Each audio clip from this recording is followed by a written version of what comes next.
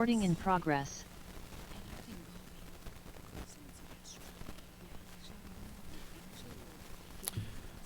Good afternoon, everybody. Thank you for joining us. Thank you for being here. I would like to get started. I have a wonderful panel this afternoon. I would appreciate it if all of you held your questions to the end. We're going to have 30 minutes at the end where you can ask your questions. So our first speaker is the young lady that actually introduced me to this conference, and I have to say a very special thank you to Dr. Jenny Alexander for making the introduction for me to spend time here. And she's also our first speaker, and she's going to be talking about the endocannabinoid system, and I love this topic, the endocannabinoid system explained. Dr. Alexander.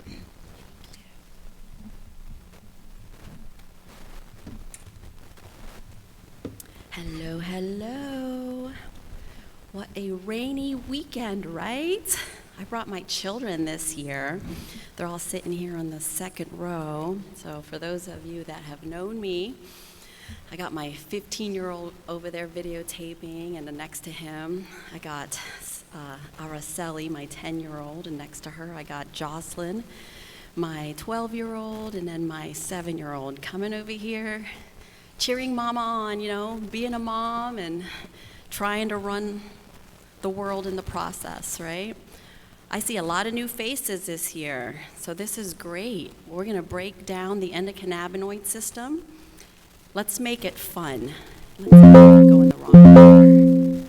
Boop, boop, here we go. All right, so let's talk about how many ways that cannabis can be used in our community. It's not just for medicine, guys. So if anybody's trying to break into the space, you can use the seeds for cake, for fuel, animal feed. The best food for animals, farm animals, is hemp, is cannabis.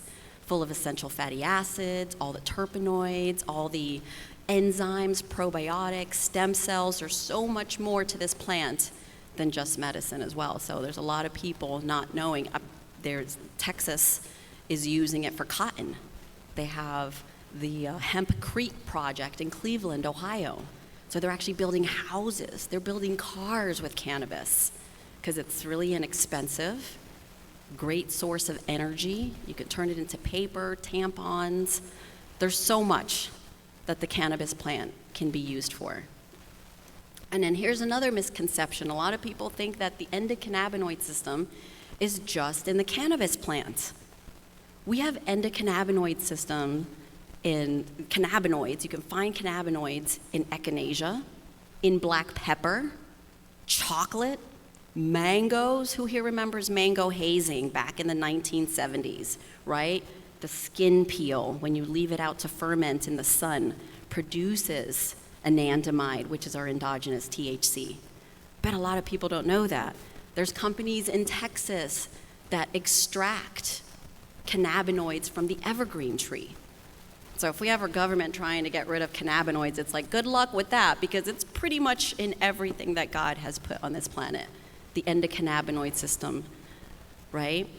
The phytocannabinoids that feeds our endocannabinoid system within our body. So just like everything else in biochemistry, you're gonna have a lot of the same types of chemical reaction synthesis in our body with the endocannabinoid system, how THCA converts and how CBDA converts in the body. So think of something as simple as tryptophan converting into 5-HTP in the body, the tryptophan that you find in milk and in turkey, right? This chemical, this biochemical reaction is not any different in our system, this endocannabinoid system that's like a conductor in our bodies. So I'm taking it down to the basics, assuming that people here in the audience don't know truly what the endocannabinoid system is. Just like the endocrine system, that's a system that regulates our hormones. So we have a system that regulates cannabinoids in our body and has a lot of the same chemical reactions. It really should be labeled, I think, more of an organic acid than anything. So something really basic that a lot of people don't discuss is how CBD countermodulates the negative effects of THC, right? When you have THC only, and a lot of people in the industry are thinking, this is a great opportunity to get high. This isn't a kumbaya, my Lord, let's get high. This is real medicine, right? We're in pharmacies, we're in our clinics, we're in our hospitals. We're making quantifiable, dosable medications. In order for it to be considered a pharmaceutical, it has to be quantifiable and it has to be dosable, right? Recreation is great, it should be separated, and what I tell all of my recreational users, hey, if you get too high and you feel like your spark plugs are misfiring, always carry some CBD with you, because that actually takes away the negative adverse reactions to the THC. I've been too high before, I'm not ashamed to admit it, right? So let's get into the pharmacology, the different types of cannabis types, the sinsimilla, which averages 7.5% THC, can be up to 24% based on how people are cloning it. Now, people are making different types of concentrations, like hash. On average, that can go anywhere from 2% to 8% THC, can it be up to 20%. Now, all of the research shows that really more than 9% THC is a little bit too much, because then you're overstimulating those postsynaptic neurons in the brain.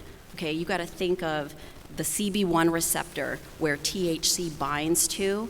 If that gets overactivated, that's like having a bunch of green lights with the traffic control in your society, right? What would happen if every single synaptic nerve ending had a bunch of green lights? What would happen if it was all green lights neurologically? You'd have chaos. So just because something says it's more potent doesn't necessarily mean it's good for you, right? The cannabis plant is something natural, but you can do some harm with it if it's used inappropriately, just like you can harm yourself with drinking water, right? There's thousands of people that get waterlogged and literally drown themselves every single year from getting overly hydrated. So again, things have to be used responsibly. Joint concentrations, 0.5 to 1 grams of plant matter. The THC content in a joint is between 0.5% and 15%, can be up to 15%. I've actually seen a little bit higher with some of the different strands that these exotic strands that they're mating together. Okay, cannabis is fat soluble, just like vitamin D3 is fat soluble, just like vitamin A is fat soluble. So it acts like an oil in our body. Being fat soluble means it stores in your fat. So you have to take into account metabolism when you're using cannabinoids, right? The thinner the person, the faster it's going to metabolize out of their bodies. The heavier the person, the more of the cannabinoids it's going to store in your system. So you could have someone that's 100 pounds use a lot more cannabis than someone that's 250 pounds because it's a fat-soluble vitamin. Let's call it a vitamin, because that's really what it acts like, right? It feeds our body. It enhances cells. Anything that enhances cellular energy is a whole food, right? Just like mangoes, anything that enhances cells, neurological cells. Cannabis, in 1990, Johns Hopkins University discovered the receptor sites in our brains. In 1992, they announced a discovery, anandamide, which ananda comes from the Sanskrit word bliss. So think about this. This is like a hormone of bliss. God wanted us to feel amazing, right? Who here likes to run? I'm a runner. I love cross-country running. I love sprinting. When I'm at that 3rd mile, 4th mile of running, this natural high comes over my body, right? What do you think that natural high is? That's that anandamide, that endogenous THC. We actually have endogenous THC in our bodies. Women, when you breastfeed a baby, guess what comes out of your breast milk? Your endogenous THC. Guess what that baby does when it has that first droplings of that colostrum and of the mother's milk? That's that THC anandamide. Gives the babies the munchies. They're like, I'm alive, I'm awake, I gotta eat, I gotta grow. If a woman did not give that anandamide, that initial mouth to mouth, that baby doesn't get that trigger. And what's happening right now? We're genetically modifying all of our baby formula. You see what they're doing with baby formula right now? Baby formula has 9 amino acids in it. Do you want to know how many amino acids are in our breast milk? Thousands. Just the 191 growth hormone factor. Then you have all the organic acids, the fatty acids, the enzymes, and we're depriving our little children of our endogenous growth factors that include cannabis in our milk. No wonder we have a pandemic of psychotic children that go and shoot one another and stab one another. And then what happens, right? They go to the doctor's offices, and then what do the doctor's offices give them? Psych medications that damage the prefrontal cortex of the brain, that damages the basal ganglia, right? They give them a substance called Adderall, which is the genetically modified version of meth, or they give them Ritalin, which is the genetically modified version of cocaine, as opposed to giving them CBD or cannabis, CBG, CBA, the entire cannabis plant. Children can take full spectrum oil for attention deficit disorder, right? It'll nourish the mind, it'll help them to learn. It feeds that postsynaptic and presynaptic neurons that calms them down. We live in a lazy society right now where parents don't parent their kids, right? They're parented like this. Apples, their iPads, their all of that, right? So we're dumbing them down with negative neurofeedback from electronics, depriving them of the whole foods that have the cannabinoids in there naturally occurring, right? 90% of our crops are genetically modified, right? So what does that equate to? That equates to not feeding the minds of our consumers, right? We are being chemically enslaved by a company that just cares about money and power. They don't care about your minds and your brains. They want you on your Prozac, your Adderall, your Ritalin, your Valium, your Trazodone, your Xanax, your opiates. You're not Xanax deficient. You're not Adderall deficient. You're not Trazodone deficient. You're not Viagra deficient, lisinopril deficient. But you are deficient in cannabinoids. You are deficient in essential fatty acids and vitamins and minerals, right? This is an entire metabolic orchestra. This is how cannabis affects the brain, different regions. The cerebellum. The cerebellum is associated with all the body movement, the coordination. The hippocampus, learning and memory. CBD, cannabinoids, activate these regions of the brain. The cerebral cortex for higher cognitive functions. When I have people come into my pharmacies, my clinics, some of the first questions that I ask them is, are you dreaming? I'm astounded at how many people don't dream. I think I ask my children that every morning. Did you dream last night? Let's talk about your dreams. Because if I know if they're not dreaming, they're cannabinoid deficient, right? How many synthetic substances did we put in our body yesterday because we're on vacation? Here's some CBD. Let's take our CBD oil today. Let's feed our brain. Let's activate these regions of our brain.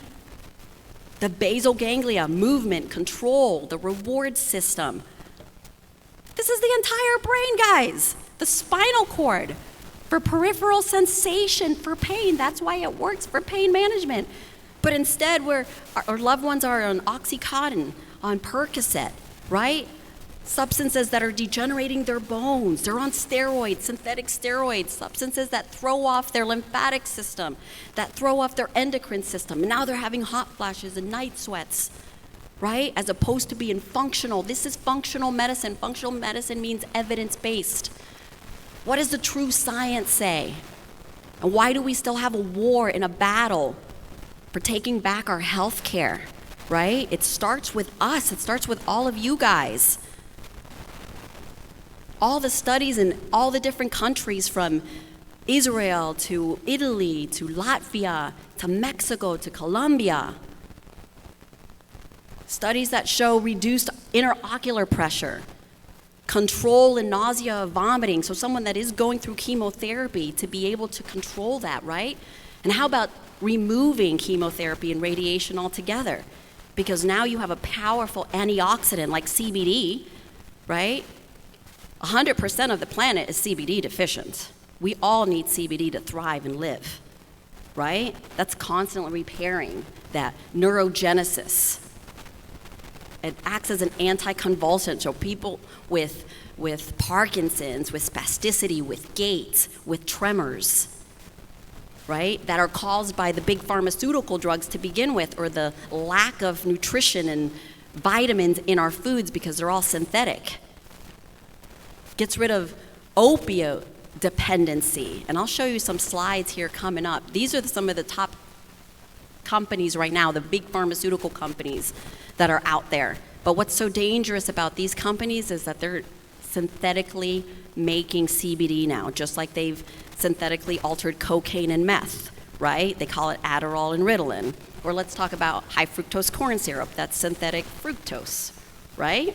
So you see the difference? A synthetic folate is folic acid. These poisons are everywhere in our society. And people don't even know that we've genetically modified vitamin C, vitamin D, vitamin E, vitamin A. What? Why do you think the reasoning would be behind that? Right, money, side effects, more drugs, girl. Whew, I'm gonna give you a drink ticket for later. Remind me, I'm not kidding, I'm giving you a drink ticket. So you have to be careful when you're out there looking at the different cannabinoids too. Make sure that they're FDA registered. There are FDA registered companies now that have bioidentical CBD and bioidentical THC. These are terms that you probably don't hear too often, right? So the pharmacodynamics, receptor sites, this is like a lock and key mechanism and how it works in the body. Endogenous ligands, agonists, antagonists, and partial agonists, and then you get a response. So this is an active ligand. And I'm going to get into neurotransmission. This is a perfect example of a postsynaptic neuron. You have neurotransmitters, right? And then you have red and green lights going on and off over here, but not the correct red and green lights. So again, that traffic control. More neurotransmitters. This is all neurotransmission. So if you have neurotransmitters that need to be inhibited, a lot of drugs are made to inhibit certain neurotransmitters from going to the postsynaptic neuron. So this is a perfect example of somebody that could, that's having depression, or having someone that is probably on Xanax and what they need is CBD just to inhibit certain neurotransmitters from going from presynaptic to postsynaptic. So when you're adding cannabinoids into your body, it's like a chemical charge in between those nerve endings, right, to make a connection. And I want to because I'm looking at my time, wow, time always goes so fast. So absorption of cannabinoids will go a little bit through maximum plasma, 1 to 2 hours. Sometimes it can be delayed up to 8 hours depending on the enzymes that react in the liver or different types of foods. This is why when you go to a doctor's office, they tell you don't drink alcohol when you're on antibiotics, or don't mix and match, like for example, thyroid and echinacea, because echinacea blocks thyroid, things like that. Cannabinoids are the exact same way. There's different things in the body, and I'm going to get to that because a lot of people, you can come to booth 211. I'm in booth 211 in there. I have a little booklet you all can have that has a lot of these slides in there that talks about the absorption and the bioavailability of different forms. But what I want you guys to see here, cannabis effects on medications, right? A lot of people don't talk about contraindications like metronidazole, fluoxetine. Cannabinoids can affect these types of medications, or these medications can inhibit the absorption of the cannabinoids. Both hand and cyclosporins, transplant meds, right?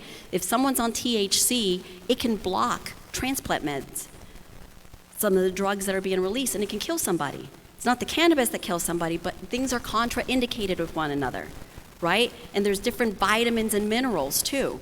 Ketoconazole, it doubles the effects of cannabinoids. So if someone's on this antifungal and they're taking cannabinoids, it can double the effect. It can be double the effect. So they'll get twice as high, 3 times as high if they're on it and they don't even know. They can take a 3 milligram and it can act like a 13 milligram gummy.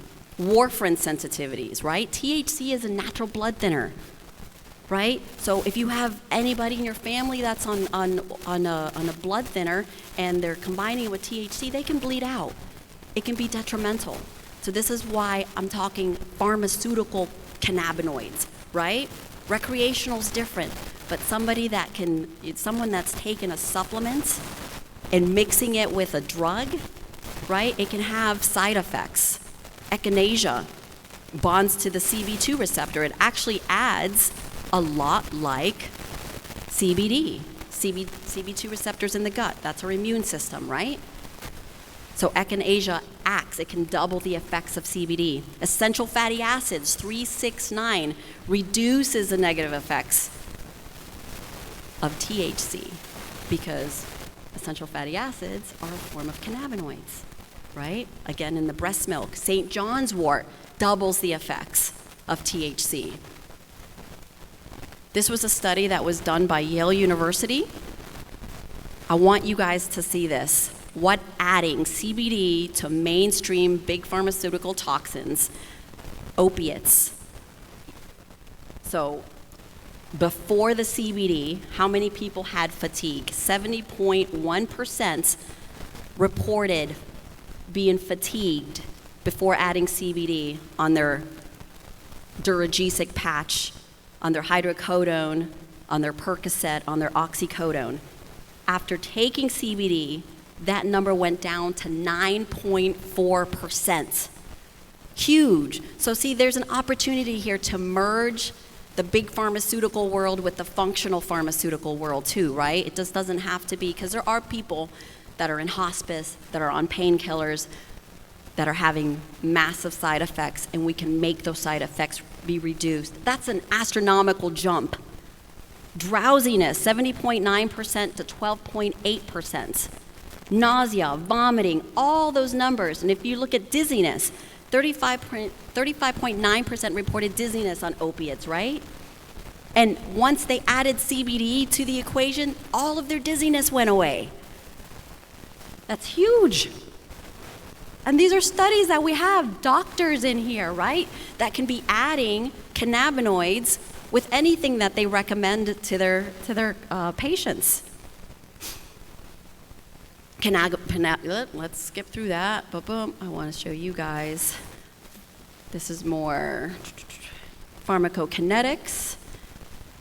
The sense of feeling high heart rate, feeling high alertness, different levels and different hours when it has its peak. So smoking THC mimics the IV, but with 10 to 25% availabilities. A lot of people will use, I know some clinics that have CBD IV infusions for people with cancer or Parkinson's, and they do CBD injections for migraine headaches as opposed to taking sumatriptan or ibuprofen, all of these substances that destroy the gut. So,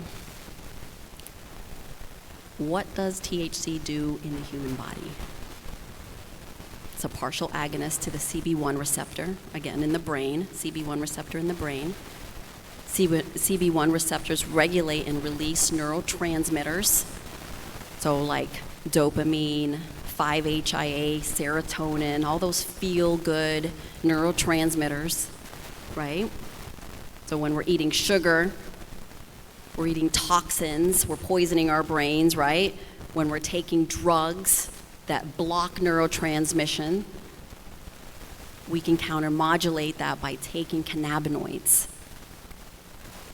I have some Xanax users in my facilities, and they take CBD with it. I have Adderall users in my facilities, right?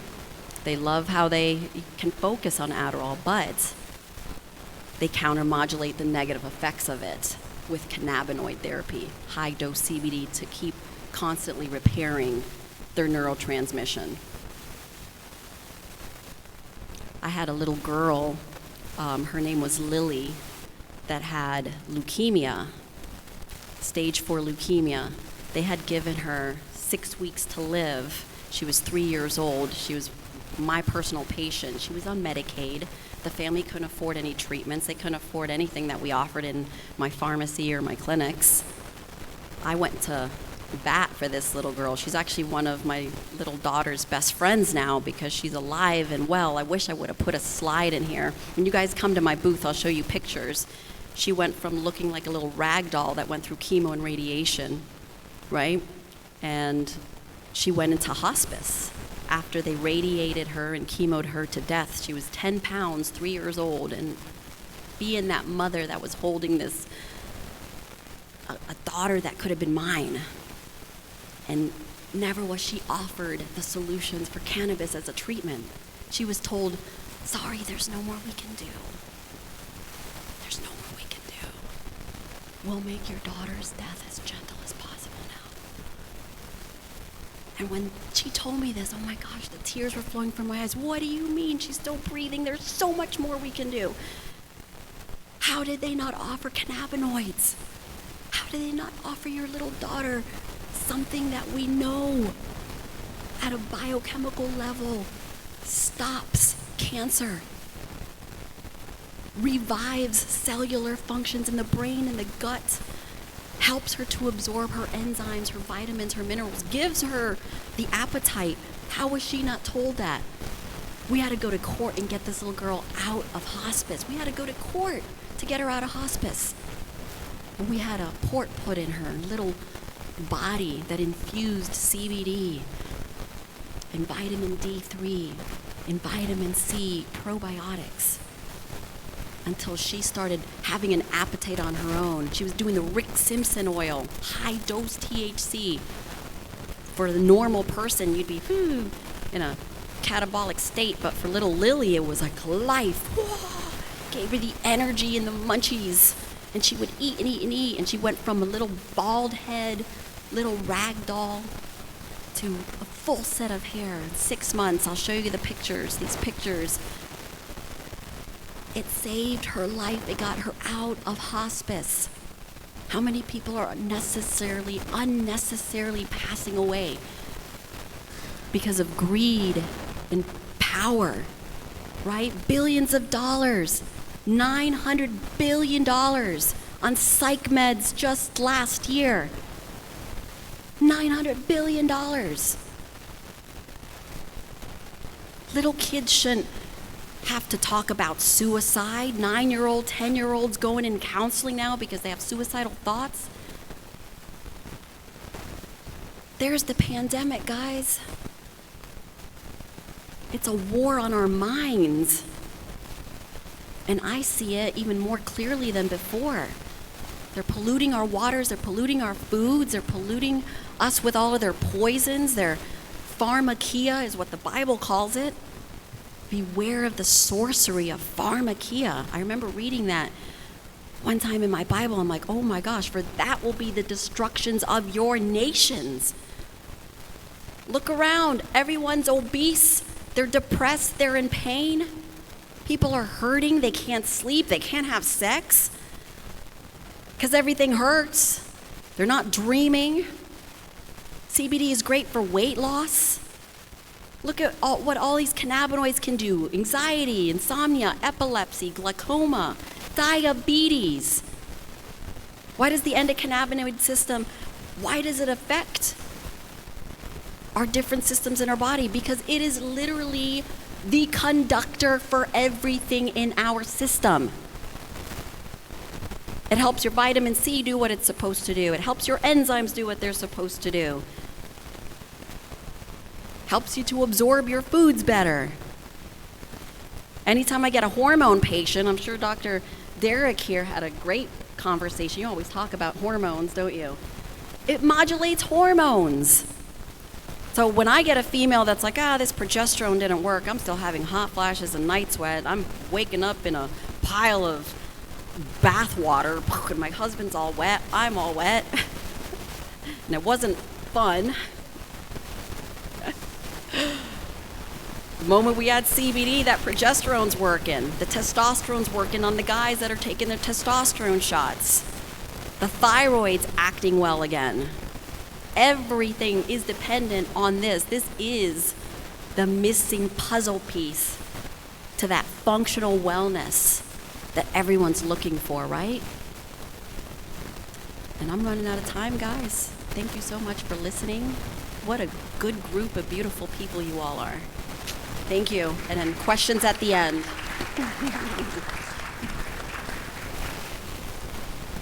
Thank you very much. Our next speaker, I had the pleasure of meeting over the phone a couple of times, had a couple of nice conversations. Dr. William Troutt, he is the lead medical director for Trulieve, and he's going to be speaking about product and dosing considerations. Always an issue and always a question as to how much do I give these people? Well, you're going to tell us.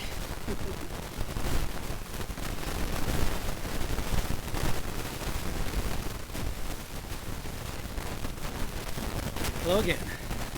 See a lot of faces from this morning. I tried to get a little nap in between this morning and this evening, and it didn't happen. So I'm again still feeling deprived on sleep. But there is a doctor in the house, right? If I collapse up here, you're my man. Okay, I got it. Here we go. So our objectives: identify available forms of cannabis medicines, review common cannabinoid product potencies, recognize pharmacokinetics of different routes of administration, discuss titration and dosing strategies, and this is, in 30 minutes, this is going to be a very high-level overview, so we'll, and no pun intended there, we'll see how we do. Cannabis sativa L. L stands for Carl von Linnaeus, father of taxonomy that described a domesticated hemp variety in western regions. Sativa means cultivated. Then in 1785, Jean-Baptiste Lamarck proposed two species of cannabis, Cannabis sativa and Cannabis indica, a wild species growing in India and eastern countries. And this sparked the debate of Cannabis indica, sativa, are they species, are they subspecies, are they varieties? But we're moving past that debate on sativa and indica and starting to talk about classifying cannabis and cannabis products based on their constituent profiles or their chemotypes. Type 1, THC dominant. Type 2, CBD, THC balanced. Type 3, CBD dominant. And type 4, CBGA dominant, which is quite rare. We don't see those at all in the dispensaries. However, I did just see a headline where an Israeli research group has developed a 25% CBG strain. So again, or cultivar, we are continuing to develop these. Again, hundreds of these cultivars and hybrids worldwide, with each of them having their own unique profile of constituents and secondary metabolites. This figure right here comes from a paper from Procasier and part of David Mieri's research group, and they're doing amazing work at testing for all the constituents in the cannabis plant and their secondary metabolites, and they're looking at the entourage of all of these together, and specifically the effects that they have on specific medical conditions. Doing some great work on looking at the anti-cancer properties of them. And then going and looking at the top cannabinoids and removing ones to see if it's still effective. And this might be where this botanical medicine is headed, is really formulating these products, or at least standardizing them for specific medical effects on specific conditions. But we got a long way to go, and it's very exciting. And I too, like Dr. Desilva, though, say it's hard to upgrade on God's work, and this plant knows these cannabinoids and constituents form in a spectrum that, again, have that synergistic effect, and again, I think it's an amazing plant as far as those synergistic effects. A couple of things that We should talk about patient preferences and product knowledge, cannabis preferences and decision-making among a cross-sectional cohort of medical cannabis patients with chronic pain, and 1,321 survey participants. 93.4% used 2 modes of administration. 92.5% used 3 modes of administration. Only 2.6% selected cannabis products with input from a medical professional. 54% suggested that they received input from the dispensary staff. Another one, knowledge of tetrahydrocannabinol and cannabidiol levels among cannabis consumers in the United States and Canada. 6,471 survey participants. Only 10% of dry herb customers reported or were able to report the THC percentage of the products they were using. Less than a third of consumers were able to report the numeric THC and CBD levels of their products. So as a dispensary medical director, I have 2 goals. And the first goal was, 2 of my highest priorities. Number 1, patient education. Number 2, staff education. First of all, our staff need to understand what their role is. They are not the treating physician. They are there to provide education about the products in the dispensaries. And again, my second goal is improving these statistics about our patient knowledge about the products that they're using. Because again, this is not a one-size-fits-all medicine, and understanding the different types of products and what they can do absolutely increases the benefit that our patients get from it and the efficacy. The flower that we find in the dispensaries, the majority of it is that type 1 THC dominant chemotype. You may find some of the ratio type 2 chemotypes, and you're lucky if you're finding the type 3 CBD dominant chemotypes in a flower form at the dispensaries. We do still talk about the sativa and indica strains or cultivars, and we talk about their constituent profile having, again, sativa an uplifting chemovar, indica a relaxing chemovar. But again, we're also understanding a lot more and looking at the other cannabinoids and the terpenoids to get more information about that and those effects.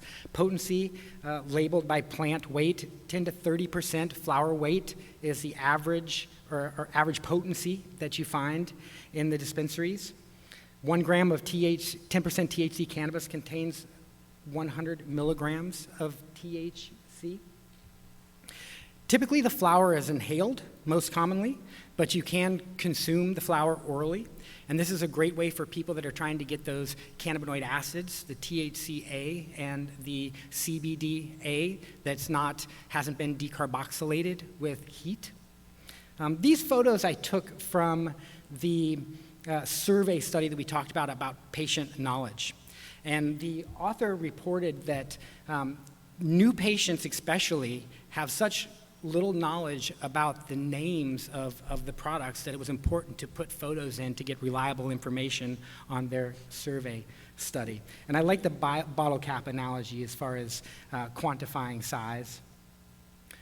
Our concentrates, this is the most versatile form of the medicine.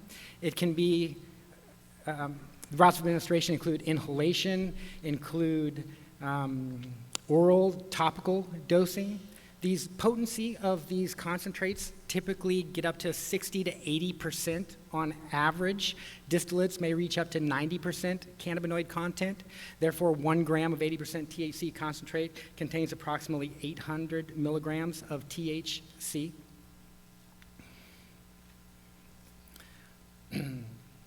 As far as the solvents for extracting these concentrates, ethanol, CO2, hydrocarbon are all very common.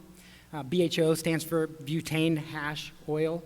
The hydrocarbons, their non-polar structure is very good at pulling live extracts. And live extracts are when we take that fresh frozen cannabis straight to extraction, and it holds more of the terpenoid yield.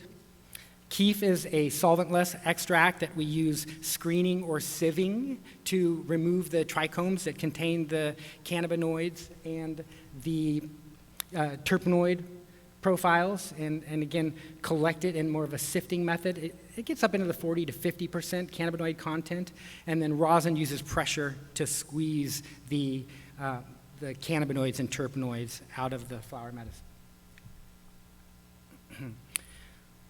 Shatter, wax, crumble, butter, these are all different forms of concentrates that are named for their consistency.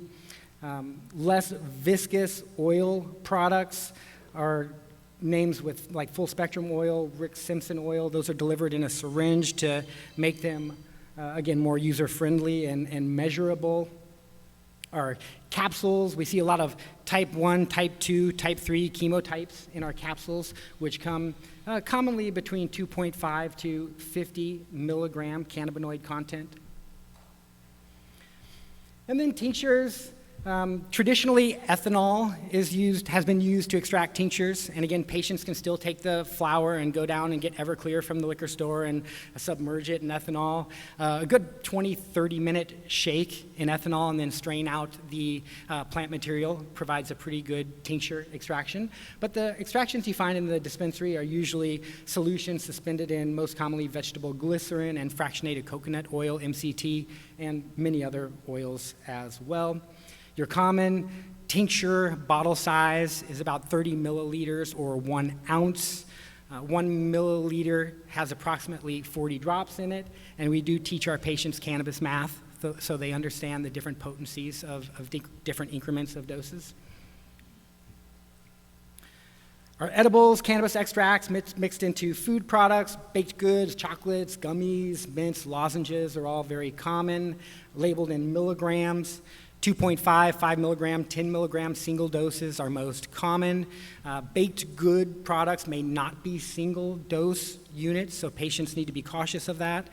They also need to consider the nutritional other components of it, such as sugar and those types of concerns. Variable bioavailability is something we need to keep in mind with these products as well. Consuming cannabinoids with fatty foods can increase bioavailability up to 4-fold. We had a conversation about this earlier, Dr. Desilva, and we talked about the absorbability, the fats increasing the absorbability for bioavailability. And I think that's true, and I think there also may be, these fats are getting shunted into the lymph system, and the cannabinoids are getting shunted into the lymph system and bypassing first-pass metabolism is why we're seeing greater bioavailability with that as well. However, again, this is not, it's very unpredictable. This is not I take these cannabinoids with fatty foods every time and I know it's going to work. This is more like someone's taking their regular dose and then they eat a couple pieces of pizza and are like, woo. Formulations continued, so our topicals, typically our topicals are labeled by milligrams in container or by percent content. Anywhere from 50 milligrams to a few hundred milligrams is common for a 1 ounce container. I typically have my patients quantify their dose in dime-sized dollops so we can have a conversation, an informed conversation about what they're taking. We may see a lot of other botanical mixtures in these topicals as well for a synergistic effect. Wintergreen camphor is really good, that icy hot effect for, again, spastic muscles, sore muscles. Our dermal lotions, salves, balms, patients love those because they don't have the systemic effects that go along with it, so just that local joint pain, muscle pain relief. And then our transdermals, which are mixed with permeability enhancers like propylene glycol that allow it to better bioavailability across the skin. Those come in gels and patches. The patches have a very long-lasting systemic effects meant to be put on vascular areas, wrists and ankles to get that into the system. They can be left on anywhere from, well, some of them are designed for 12 hours, 24, I've seen 72 hours. They kick in about 30 minutes and last until the length of it or about 45 minutes after they're removed.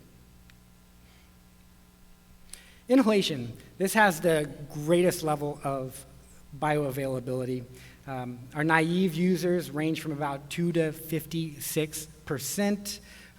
More experienced subjects have more reliable 10 to 35% bioavailability with inhalation. And the reason that inhalation is so popular is because patients can, with that rapid feedback of the dose, they can titrate what is comfortable for them. So that's why, again, inhalation is so popular. All of the cannabinoids are not getting to the patient through smoking. Again, 30% of these cannabinoids may be destroyed with pyrolysis of smoking and then lost to side stream smoke and incomplete lung absorption. Oral bioavailability is a low 4 to 12%, and it has a large inter-individual variability. It takes typically 1 to 3 hours or more to kick in, so that's something, again, patients have to be careful with. I always tell my patients wait at least 3 hours before dosing. It definitely gives them an opportunity to get too much in the system, especially with those very tasty edibles. That can happen real quick. But it lasts for up to 6 to 8 hours. So edibles are great for a nice low extended release dose, and then patients can layer with inhalation for breakthrough needs. And then significant degradation of THC is assumed in the stomach acids. So I get a lot of patients, or it happens often, they say, I've got a real high tolerance to edibles. I can eat 200-300 milligrams and I don't feel anything. And always absorption, first pass metabolism probably has a lot to do with that. But I was looking at some of these studies, and they were looking at looking for unaltered THC in the feces, and they weren't finding a lot of it, which was suggesting to me that it's not as much the absorption issue as it is first pass metabolism, and possibly maybe these individuals have low pH gastric levels, maybe they have slow gastric emptying times, and that might be an issue that's going on there for them. Did I go the wrong direction? I think I did. So sublingual nanoemulsions are ways to improve that low bioavailability and that slow onset time with oral dosing. Patients report sublinguals kicking in as quick as 15 minutes. I definitely want to see more bioavailability studies on these other routes of administration with these lipid-based cannabinoids. Nanoemulsions can be formulated into water-soluble powders, which makes them, again, another route of administration for bioavailability. Intranasal routes of administration are also a great way to shorten that onset time and increase bioavailability. Definitely need to see some more human studies. This was an animal study, but it was specifically with CBD, so I thought that I would include that. But this is great for children or other patients that need a quick acting medicine, but smoking or vaporizing isn't an option for them. I had one mom who's got a patient with autism, a child with autism, and she described these rage episodes that would come over him, and she said she could see it coming like minutes beforehand, and she described it, said he just kind of turns into Damien. And she got these types of intranasal products, and 1-to-1 product, about 3 milligrams of THC, 3 milligrams of CBD, and she said that she could see just in minutes it just washing it off of him. So again, I think that these types of products definitely have a great place for patient quality of life. As far as metabolism is concerned, again, predominantly hepatic by the cytochrome P450 system, and that high pass metabolism of THC in oral dosing. And this is that big difference between inhalation and oral dosing. We see much higher concentrations of the first metabolite, the psychoactive metabolite, 11-hydroxy-THC with oral dosing compared to inhalation, which does have different effects at the CB1 receptors. There is debate that these 11-hydroxy-THC molecules are more potent at those receptors, and maybe that's another reason why these edible doses can, again, be more potent, but like I said, that one's being debated both ways. And as far as elimination, large half-life variability, and due to the secondary compartmentalization in adipose tissue, again, very hard to measure, anywhere from 1 to several days. And CBD metabolic patterns are very similar to THC, but CBD is a more potent inhibitor of the P450 system. And therefore, that is the one, there isn't really one medication that I've seen that is totally contraindicated to use with cannabis. It's quite rare that we see these medicine interactions, and I think it's because people use THC in such small amounts. But our children that are taking up into the 10 milligrams per kilogram body weight THC, especially the ones with seizure disorders that are on 5 or 6 seizure meds, will definitely see those medications change in their system. Clobazam is the big offender that we need to keep our eye on and balance that out if, again, it starts raising in the system. And our THC dosing strategies, again, the mantra is start slow, start low and go slow. But here's a good regimen that was published by McCollum and Russo. And I love having a dosing strategy that's actually in peer-reviewed literature that we can, again, use to kind of back up what we're doing. But they discussed 2.5 milligrams in evenings for 1 to 2 days. 1.25 or less for sensitive or low tolerance patients. I just say 1 because it's easier. If needed and previous dose was tolerated, then they can increase that dose by 1 to 2.5 milligrams for another 1 to 2 days. And then they can continue increasing that dose every 2 days until the desired effects are achieved. And obviously, if there are any adverse effects, reduce down to the lower dose or to that best tolerated dose. But again, cannabis dosing is very individual to the patient using it. And I think more, it's less about treating the medical condition and again, dosing that patient for their individual needs. Most patients dose 2 to 3 times a day. So once they find a good tolerable dose that's providing efficacy for them, they may want to, again, bring that into 2 to 3 times dosing. And if that dose exceeds 20 to 30 milligrams per day, it may increase adverse effects. But again, I've got patients on hundreds of milligrams a day. And again, sometimes patients just need that extra. And don't be afraid of the THC as long as it's done in a methodical way. Inhalation dosing, start with 1 inhalation and wait at least 15 minutes. If needed and previous dose was tolerated, increase dose by 1 inhalation every 15 to 30 minutes until desired effect is achieved. And then our CBD dosing strategies. Consider CBD-TH ratios products to reduce the THC psychoactive effects. Co-administration of CBD and THC can reduce sedation, intoxication, and tachycardia. There is debate about whether or not somebody has already got too much THC in their system, whether or not CBD is actually going to, again, help with that. There is even some debate about it potentially exacerbating things in some situations, just adding to that cannabinoid load. And then well-tolerated therapeutic dosing of purified CBD has been demonstrated between 10 and 20 milligrams per kilogram a day for seizure disorders. These are what led to the Epidiolex approval for children with seizure disorders. And that's, again, a purified, so CBD, more of an isolate type of product. But again, studies have shown that whole plant CBD formulas have demonstrated efficacy at lower doses. This one in particular, 6 milligrams per kilogram a day with whole plant versus 25 milligrams per kilogram a day with purified CBD extracts. Again, that entourage, that synergistic effect that we discussed.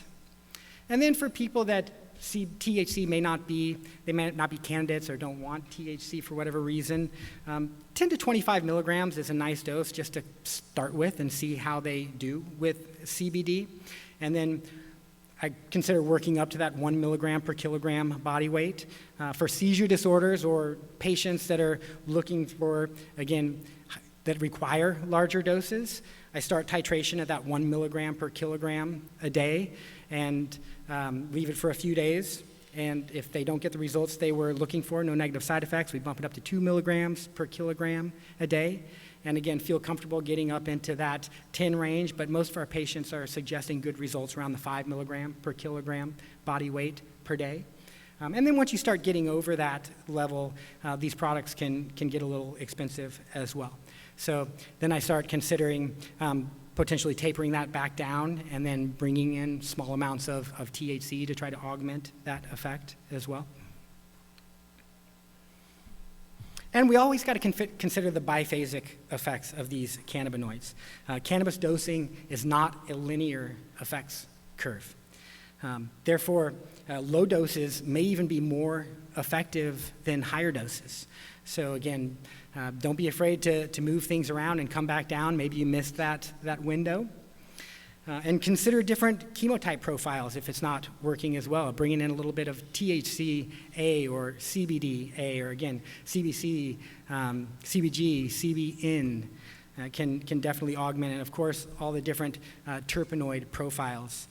And I even have had patients that have been on one chemotype for a while and started not to work as well as it was, and just kind of switched it up and changed to something new, same dose, and started working well for them again. Did that one for a while, went back to the other one, and then that one was working well for them. So again, this definitely is very individualized medicine, and again, very complex. But the nice part about it is, like I said, these form in a spectrum, and for most people, they work well just in that natural form. But we can tweak these, again, dosages and different medicine profiles for people's specific needs to get better efficacy for them. And I included some great references here if anybody wants to go down the rabbit hole. Thank you so much.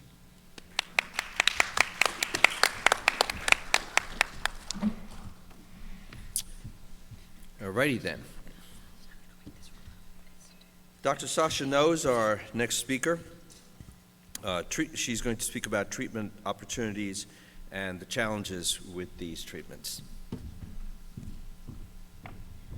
Hello, everyone. Good afternoon. And I'm going to wake this room up. If you guys are like me, it's the last talk of the day. You've had a lot of amazing information. So I'm going to ask you to do two things for me. I'm going to play some music.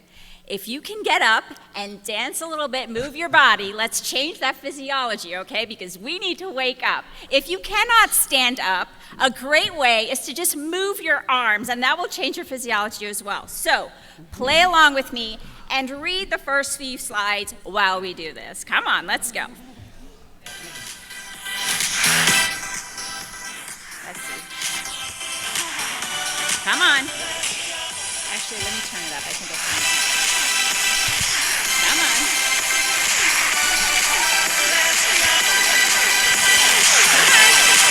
I want to see those arms moving. I see your folded arms, Bob. Come on. Come on, move those arms. You can do it. You got to wake up. Come on. All right, let's get some more arms moving.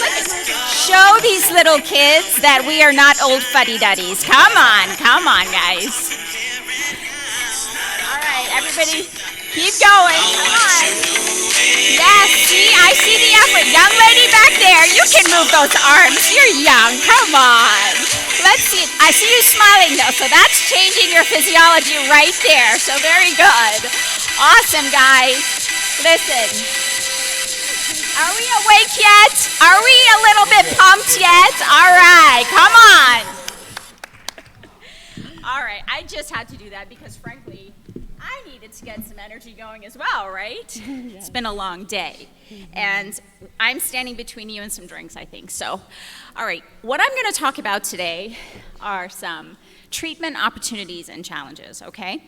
And I want to know who I'm talking to, first of all. So in the room, are you a physician? Raise your hand. Wow, okay, very good. You guys clearly like this side of the room, okay? I think that says something about us. Okay, and then in this room, are you a clinician, health professional, not physician? Let me see your hands. Okay, we've got some of those, all right. Are you in the industry? And when I say industry, it's you know who you are. Raise your hand, let me see who you are. Okay, that's good, that's good. And let's see, you're someone who's like, man, this is a great conference, I want to learn, I'm not in the industry, I'm not in any of those categories. Are you in here? Let me see your hands. Awesome, Dr. Jenny's kids raise their hands. I love it, I love it. Okay, so I just want to know who I'm talking to. So we have a fair amount of physicians, a fair amount of people in the industry. So I am going to know how to deliver this talk. You have heard a fair amount of this already today, and even just as I'm listening to the talks that went prior to me, so I'm not going to belabor that point. And I now have 26 minutes. But I wanted to just kind of, for those of you that don't know, I am a physician and I'm a researcher. And the special thing is that I started in this industry with a Ph.D. in molecular and cellular cannabinoid research for over 2 decades. So I've been in the industry and in this field and learning and studying, speaking, teaching for about 28 years, which is, to me, just a gift, right? So I wanted to have this information. You've got the bios on there. But I say this to say, you've had a room full and a conference full of really amazing people bringing you this information. And I've been blessed enough to have my research referenced and published and cited throughout the world, and that's pretty amazing, right? So if I say something silly and fun, just know it's okay. I might make a mistake, but she's smart. We'll give her a pass, okay? But listen, I spend my time doing, speaking, educating. How many of you spend your time educating? You know what? Everyone needs to raise their hands. All those physicians, all those industry experts, everyone needs to raise their hands because you're all educating, right? Mm-hmm. So listen, you are getting there and speaking. I've had the opportunity to go from doing my PhD work to med school, to running a practice, multiple businesses. So I'm an entrepreneur in the industry. I also know what it's like to be a patient. This is me in the ICU recovering from almost dying, okay? And suffering from severe pain, bioperitonitis for the physicians that are in here. And it's really hard to control that pain. So I know what it's like to be in terrible, terrible pain. This is me in 2016. So I'm coming to you here not just as somebody who's been in the industry and done some really, really cool things that I've been blessed to do, have conferences, educate, and teach physicians and all of these fun things, but I just want you to know that I get you. I understand you. I don't know everything. Nobody knows everything. And that's why we have such a great team of people together to bring you the education that you need. I do want to mention I spent most of my day missing a lot of these talks because I was in orientation for the first of its kind ever Masters of Science in Medical Cannabinoid Therapeutics program at Lake Erie College of Osteopathic Medicine. It is my medical school that I graduated from, largest medical school in the country.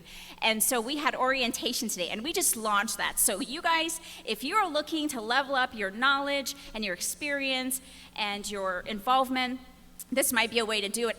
They're not paying me to say that. I'm just saying I'm very excited because you're here because you want to learn. You're here because you've been involved in the cannabis industry, and we are exponentially taking off. Okay, and if you want to improve or increase your knowledge, this is a great way to do it. I actually put this over here. Because let's see. I wanted to show this picture because to me this is super surreal. 2000 was when I got my PhD, and 2022 is me with the dean at LECOM at the med school I graduated from. Talk about an honor and a privilege for me to bring my life's work to you and continue to serve you and teach you and work with all of my colleagues to be able to do that, okay? So that's super exciting. As the only known U.S. Physician in the U.S. with a PhD in this field for over 2 decades, this is my life's work, to educate, consult, and just teach and learn, but also to minimize the use of pharmacological treatments that we as physicians keep giving our patients, right?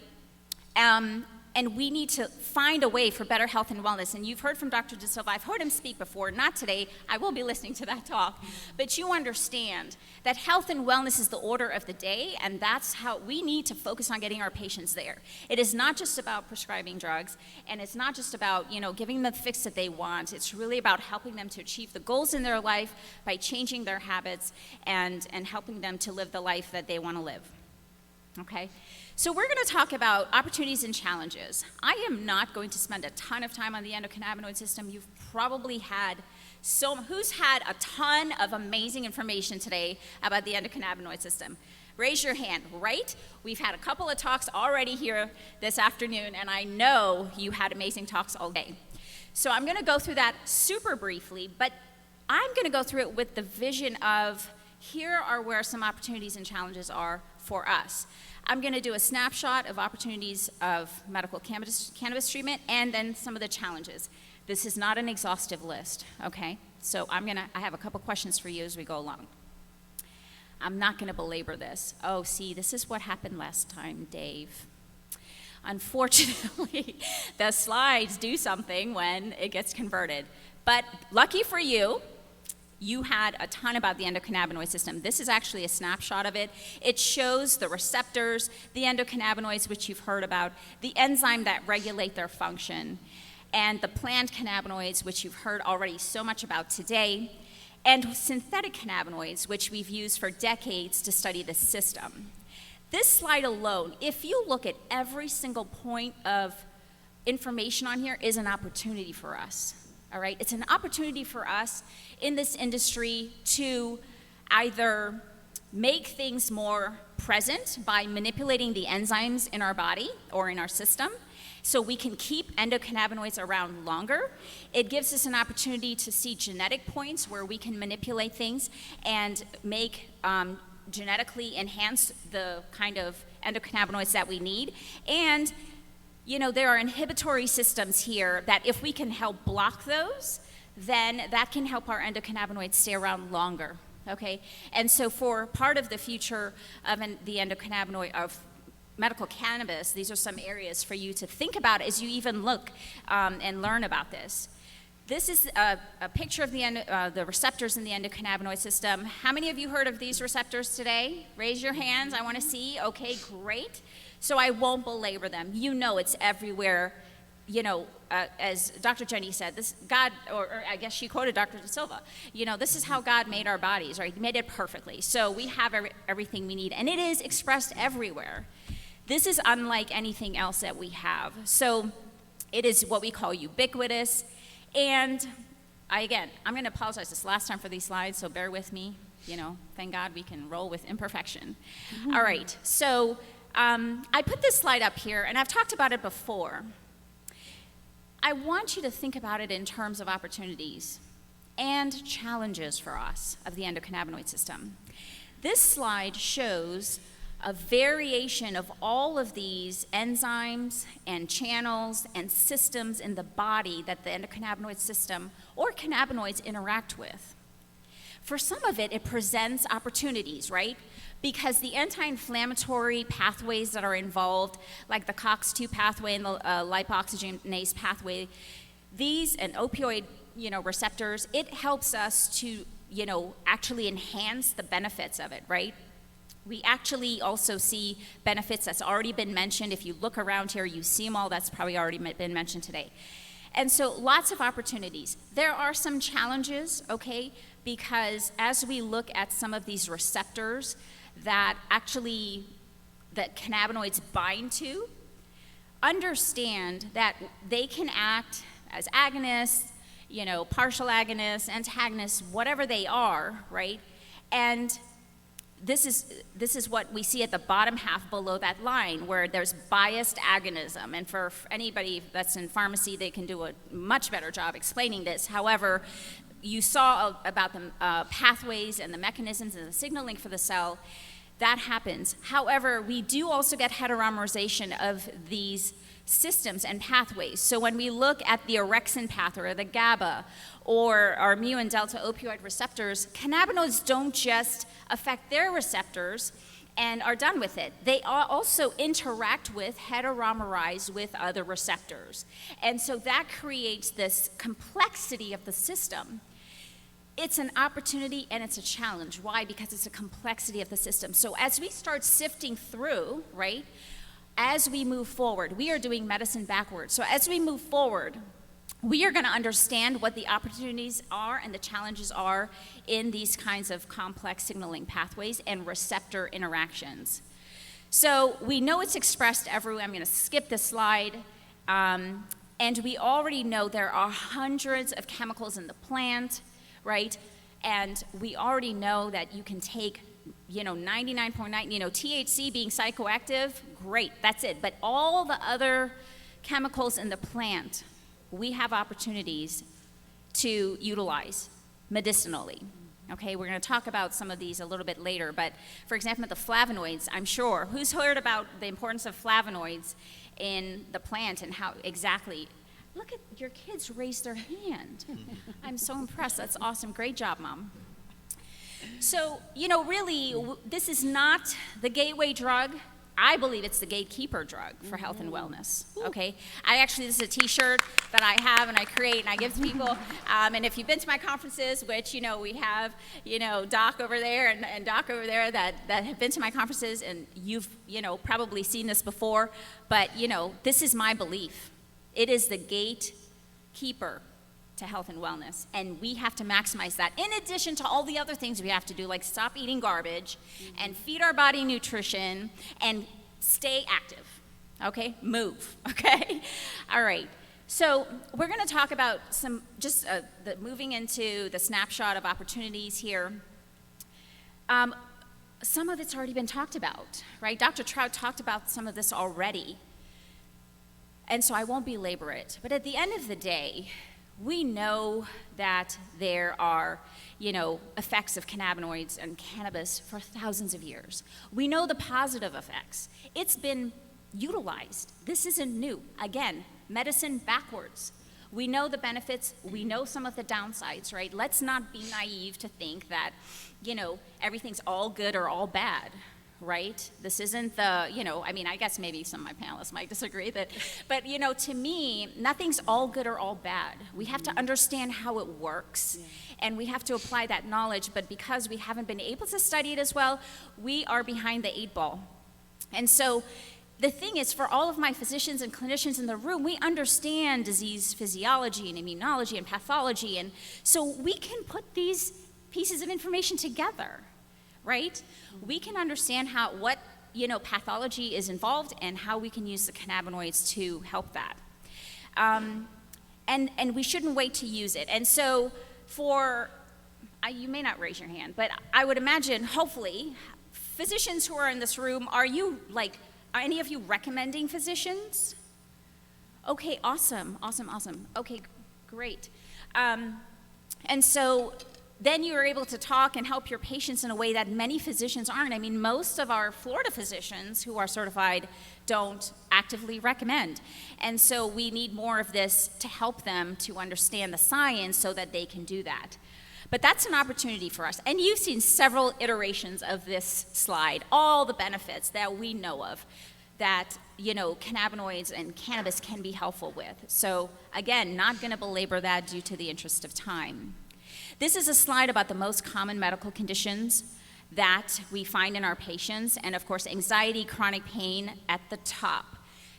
Cancer, we've had an FDA-approved drug for decades, right? The problem with it is what happens with the pharmaceutical industry. You pick one chemical, you make it, and then you leave all the good stuff from the plant behind. Well, guess what? Patients have a hard time tolerating this drug because it's pure THC, and you're giving this to, maybe elderly patients or patients who can't tolerate high THC, and they lose all the benefits of all the other stuff that we have in the plant. So we really need all of it to kind of go together. However, cancer THC's been approved for cancer for decades, right? And in some states earlier than others. So these are some of the conditions that we know that it's completely helpful for, and I'm sure we will find more. Patient-reported qualifying medical conditions, we see that, I believe glaucoma's at the top there, but if you look all the way down where the biggest bar is, we're looking at chronic pain. Thank you, chronic pain. Help me out here. I'm turning 50 this year. This eyesight's going fast. But you can look at this and see what patients report, right? Chronic pain, anxiety, cancer. As we learn more about this and get patients using this, we know neurological disorders. Listen, I'm preaching to the choir here. What I need is for you guys to just go out and take the message to everyone else, right? You've heard about this, these minor cannabinoid, not minor cannabinoids, but the acidic forms, of the cannabis plant we are going to go bonkers with this when we start studying more about the acidic form of this for patients, right? And then the minor cannabinoids as well. We're learning so much, and unfortunately, outside the U.S., they're so much further ahead of us.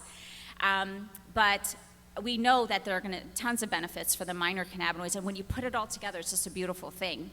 You already know this, anti-inflammatory, antioxidants, CBD. Does anyone in here not understand the benefits of CBD after all you've heard today? Great. You guys have done an amazing job, okay? So I'm not going to go through that. We do know it improves mobility in multiple sclerosis, right? It decreases fatigue, decreases pain, it decreases inflammation, decreases depression, and decreases spasticity.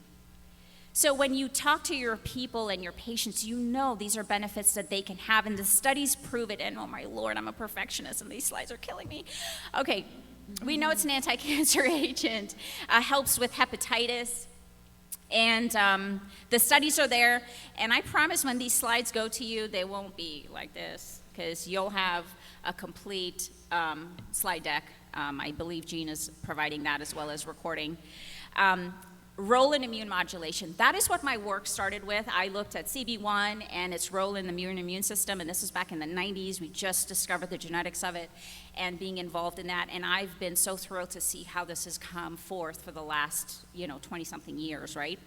But we're continuing to find and get the data and really seeing how important it really is from a molecular standpoint, cellular standpoint. Antipsychotic effects. Raphael Mechoulam and his team actually in 1995 published on this. This is not new. We hear people saying, people are going to get psychosis if they use cannabis. Well, not if they use it correctly, and maybe in a very rare population of people with certain genetic abnormalities, that might be the case, but we don't really see that to be a problem. And so it really has these antipsychotic effects, and it's safe, well tolerated in high doses. As I think it's been studied beyond like 1,500 milligrams, very safe and well tolerated. This is another publication that we have here that just continues to support, and this data is a little bit earlier, and I can't see the year because 2019, right? So more recent data about this. So when you go from 25 years ago to now, it's really confirming what we knew even with, when we had less information back then. Mental health disorders, when we use it for mental health disorders, CBD is fairly benign, okay?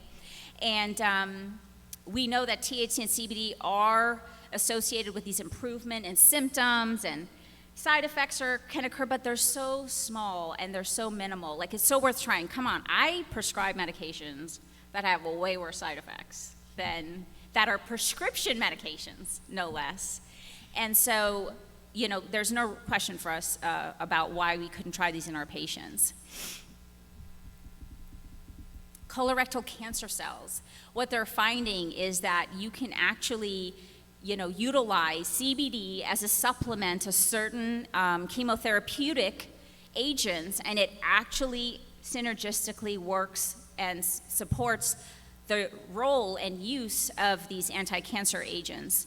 I'm not going to go into it. You will get the slides, but really it has the potential to be one of these combination drugs, right? We see that when it comes out. The verdict will be out when we start pulling these things out, but at least in this particular study, the evidence showed that it was beneficial to use CBD in addition to the actual chemotherapeutic drug. And again, psychosis and addiction, You know, I was talking to the students who we are having orientation today for this master's program that I mentioned, and saying, you know, one of the students in there is her history, you know, as a nurse and as a pharmacist in addiction, right? And I say, I look forward to the day when we actually utilize cannabis or cannabinoids in addiction treatment. You know, you look at this population of patients who are on all these terrible drugs. They're in rehab, they're in these centers, and, you know, we're trying to get them out and they're gonna bounce back, right? We're not really giving them tools and actual treatments that are effective to help them not bounce back, and cannabis is one of them. And so, unfortunately, when we look at the individuals who are running those centers, they're dealing with people with mental health disorders, very severe. They're seeing the negative side effects to it, and some of that actually is very scary to them. But how exciting that we have people that understanding that you can treat the side effects. We use things like Librium and, you know, clonidine to help these patients. Oh my gosh, give them cannabis and positively enhance their entire system instead of hitting them with these high, awful drugs, right? Prescription drugs. Cancer therapy, you guys, I know you've heard this already today. The amazing speakers you had, I know they've talked about it, okay? Breast cancer, there's opportunities there for breast cancer. This was a study by Harvard, I believe was this a couple years ago, I think it was 2019, where they were able to publish the benefits of flavonoids from the cannabis plant in pancreatic cancer. Now, as pancreatic cancer goes, it's not a super common cancer, but we do know for most patients it can tend to be a death sentence. And so how amazing that an amazing institution in our country is able to publish this kind of information and these studies that further support that. It just goes to show that there are so many parts about this plant that we still have the opportunity to learn about and how they affect different medical conditions. Again, same thing, cancer treatments and CBD enhancing that. As an immunologist, right, it's really exciting for me to know about all the anti-inflammatory benefits of cannabinoids. And we know that not all of it goes through the receptor. Some of it goes to receptor-mediated mechanisms. Some of them go to receptor-independent mechanisms. So when you look at this slide, neurodegeneration is to your left. And that is the most receptor-specific response that we see, especially with THC, that it affects the nerves. And if you're a neurologist in this room, you know that that can be helpful for our Parkinson's and MS patients and for our Huntington's disease patients, okay? You move over inflammatory bowel disease, brain injury, vascular inflammation, arthritis. As we get further to your right, it's less receptor-mediated, okay? But arthritis, we live in Florida. Is anybody not from Florida here, living in Florida? Okay, all right. Kudos to you guys for coming. Yes, Arizona, that's right. So, you know, we live in the retirement capital, or one of them anyway, probably Arizona's one too, where we have a lot of people who suffer from arthritis, and even those who have RA or other inflammatory disorders. And so utilizing cannabis with these non-receptor mediated pathways is a great way to help and utilize that anti-inflammatory effects for our patients. Pharmacogenetics, okay? And so this is a really great field. It's been really taking off in the last few years. There are companies that really test your genetics and see how you do with cannabis. Different terpenes, different, components of, whether it's THC, CBD, it actually looks at your metabolic pathways as well, and you can really learn a lot about how effective cannabis is going to be for you when you, depending on your genetics. And so I think this is a field that's going to just go gangbusters. We have a few key companies doing that right now. However, to me, this is the money, right? I think this is the money when it comes to, if we can figure out, I can spit in a, little something and, send it off and get it tested, and it gives me an entire panel of information that I can use. Which terpenes are better for me? Which flavonoids are better for me? How, is THC going to be effective in my body with my genetics, okay? My metabolic pathways, what genetics do I have that support great metabolism of cannabinoids? Or what other medications am I on that are going to interact with what my genetics are and cannabis use? And so, to me, this is the wave. I mean, it's not the wave of the future. It's here. It's been happening, okay? But pharmacogenomics is huge.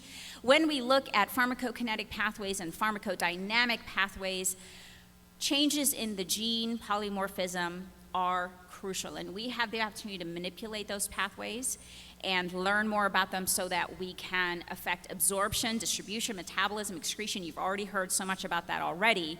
But these are all little touch points along the way that are opportunities for us to really enhance effectiveness of medical cannabis. Plant genomics. How many industry people are in here? Anyone involved in growing or anything like that? Awesome, awesome. It's great to see some new faces in here, and I see a ton of familiar faces as well, which is awesome. But plant genomics, of course, is another area, right? We know, and this is not my expertise, but I wanted to bring it to your attention, because the environment in which these plants are grown make a huge difference. I mean, you know, Dr. Troutt with Trulieve a dispensary, and, you know, it's got to be right. Okay, if you have the wrong infection or you don't have the right microbiome for your species that you're growing, it's going to become a problem. And we're really understanding this concept of microbiomes. You know, we've heard, did you talk about that this morning at all? Yeah, so, you know, he's talked about that before. And so just like in our bodies, right, we have microbiomes that exist, plants need the same thing too. And there's a tremendous amount of work that has been going on into this.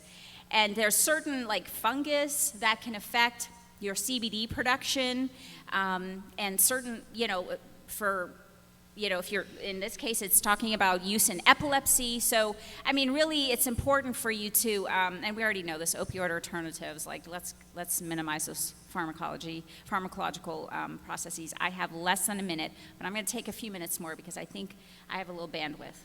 I think Dr. Troutt left me 4 minutes, and we only danced for 1, yes. So I have 3. You can do 4. I can do 4. All right, so when we talk about the challenges, right, you heard several of them already just even this afternoon, okay? So I'm not going to belabor it, but listen, we have to understand every single patient, you know, I heard the term personalized medicine, or, you know, it's every patient is different, and if we don't understand and have the knowledge to help our patients in that way, that can become a problem. I'll say it once, and I've said it a million times, mental health disorders is probably the most challenging area for us to navigate cannabinoid treatment. Why? When it comes to basic depression, anxiety, mood disorders, you know, we've got that. But when it gets more complicated, we have to remember the brain is super complicated, right? So we can't just be like, oh, try this and you can get off your meds. No, don't make promises you can't keep, right? However, have I had tremendous benefit with people with OCD and bipolar disorder and schizophrenia? Yes, absolutely. But you have to work with that patient, you work with their doctors, and then that way we can, you know, help them. You know, we've got comorbidities we have to consider, infections we have to consider. I can't go into it, you'll get it in the slides. It can affect certain types of infections, viral infections especially, and I'm gonna keep on going. Safety and standardization is huge. Physician, clinician, MMTC knowledge, everything is super important. You've heard it already today. Access to quality products. You've heard about drug metabolism and interactions. This slide tells you some of that, and it really just kind of goes into, you've heard about all the modalities. I mean, you guys pretty much gave my talk. No. I'm going to move over to, I have 2 minutes, and I want to get to, we saw that, we talked about cytochrome P450 and modes of administration. And I'm gonna flip to this side. You know, we know the problem that we have with the lung disorder, damage. We've gotta help our patients understand, don't get stuff off the street. If you can buy your major treatment at 7-Eleven, there's probably something you should be concerned about, okay? Legal issues, we have banking. These are challenges, right? Banking, employment, drug-free workplace. If you use cannabis and you have a job, some patients come to me and they're like, I don't want to lose my job. We need to make progress in this, okay? I can take Xanax and you know, hydrocodone, but I can't take cannabis. This is ridiculous. Traveling is a problem. Social injustice, I could that's a whole talk for a week. Minority access to treatment and people who are, socially, at social economic statuses that they can't afford it. Incarcerations, for cannabis possession, other legal issues, qualifying medical conditions, telehealth, reciprocity. If I go from here to, another state, why can't I have access and take my medicine with me? Limiting how much patients can have, research, caregivers, hospitals, nursing homes. If you have someone in a hospital and they're on cannabis, some hospitals will let the patient self-administer, but think about the patient who's in the nursing home or the skilled nursing, and they can't do that. Well, guess what? Their family member has to go in and help them because the skilled nursing facility can't do it. That's a real problem for our elderly population. Here are the references. I have 14 seconds, and I am done. Thank you so much for your attention.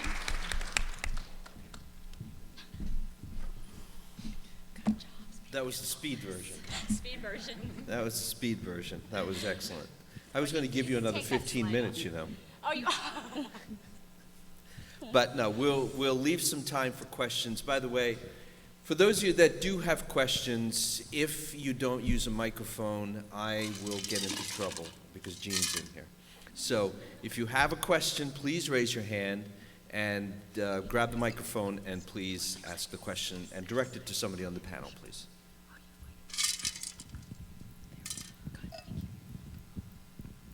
Dr. Sasha, thank you. Thank you very much, and thank you to all the panelists. I'm a pediatrician in St. Augustine.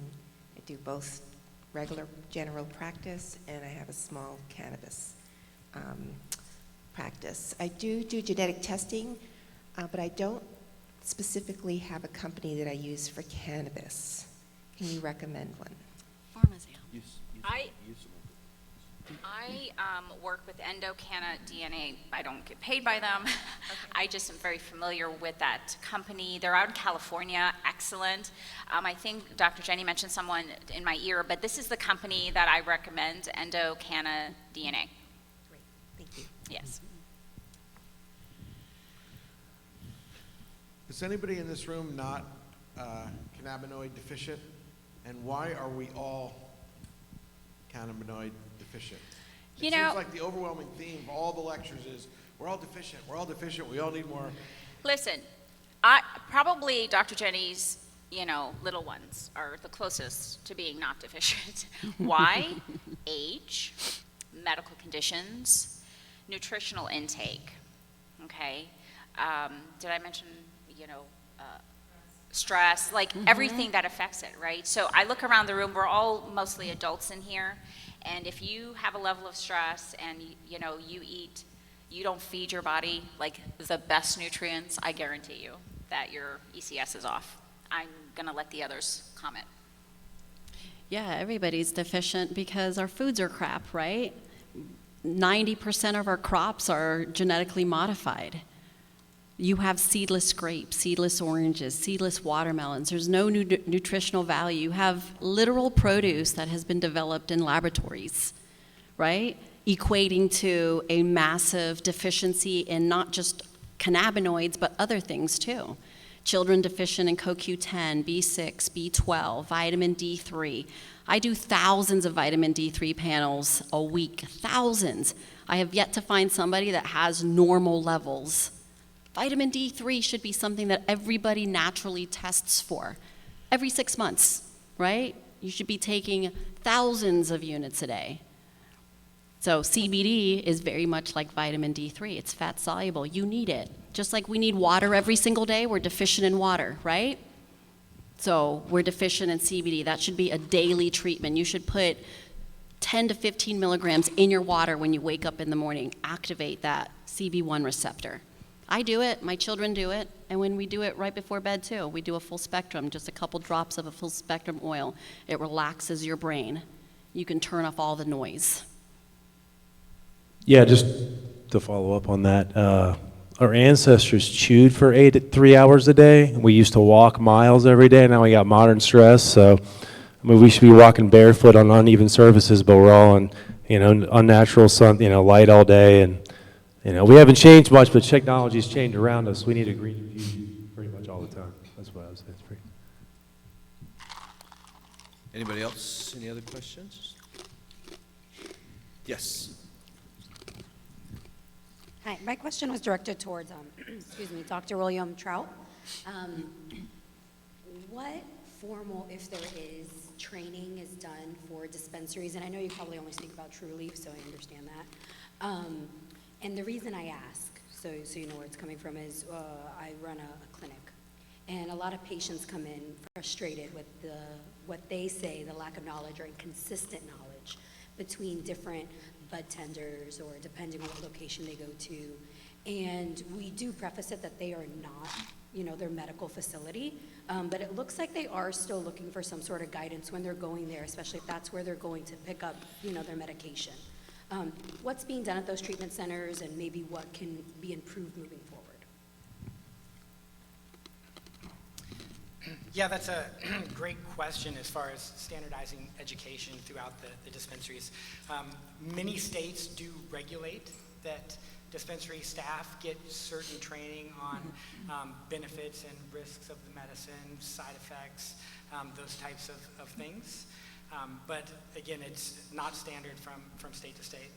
Arizona, we have a pretty outlined, again, amount of information or specifics that they want us to provide that training on. When I started with one clinic or one dispensary that I worked with in Arizona in 2013, and I used to do personal training for every single one of our staff members, and I did it annually. As we started to grow and then grow into, again, multi-state operation, obviously there wasn't enough of me to go around, so we went to a learning management system where we have prepared video training for all the staff members that they go through with quizzes at the end on all of those topics. And again, like I said, that is something that is very important to me. We continue to update it annually and again, also providing the information that they need to have those interactions with patients. So not necessarily on the, that physician level, but being able to just provide good education on the products as far as potency, what they can expect. So yeah, very important. As far as, again, standardizing that's a tough one. And everybody, all dispensaries are different as far as how they handle